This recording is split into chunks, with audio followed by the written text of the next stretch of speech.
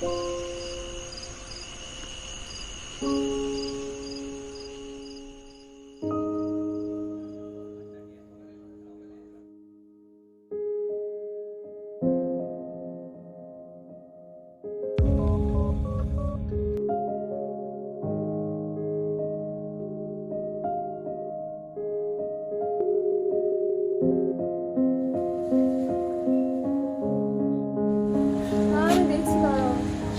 কোনো উবের বা কোনো ট্যাক্সি কিছু করে নেব। 10টা বাজে না, আমি চলে আসছি, চিন্তা করো আমি চলে আসছি।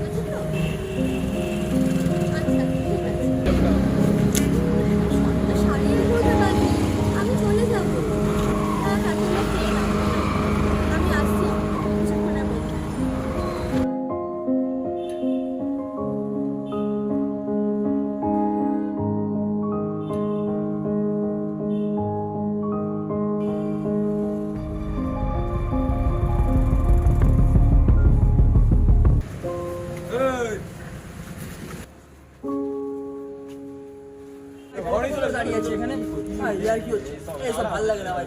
কতক্ষণ ধরে দাঁড়িয়ে আছি জানিস কত বাজে তুই জানিস? না না ভাই না পারার কি আছে।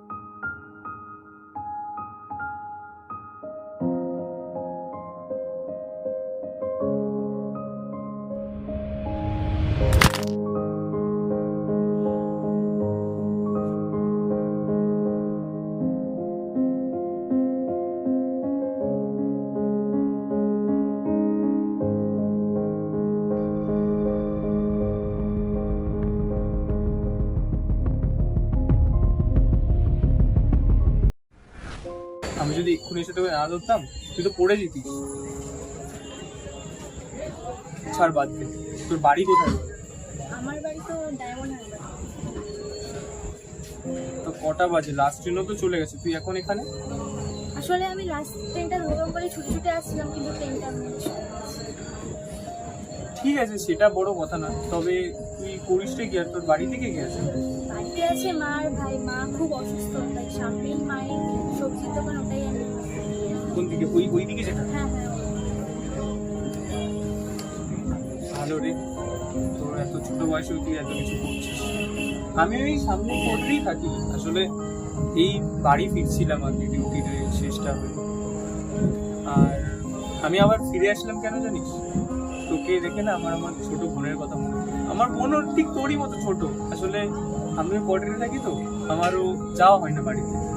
ওই কারণে তোকে দেখে খুব মনে পড়ছিল, তাই আরেকবার চলে আসলাম। এসে দেখলাম তুই এরকম আর পড়ে যাচ্ছিস। যাই হোক, তুই টিকিটটা কেটেছিস তো? হ্যাঁ আমি যাচ্ছি। আর তো বেশি সময় ধর নেই, মানে আর কয়েকটা ঘন্টা হ্যাঁ পর। আমি এখানে একটা গাড়ি দেবো, পরে ট্রেনটা ঠিক আছে, আজকে নয় তোর নিজের দাদা নেই বলে আমি তো আছি, আমি তোর সাথে আছি, ঠিক আছে?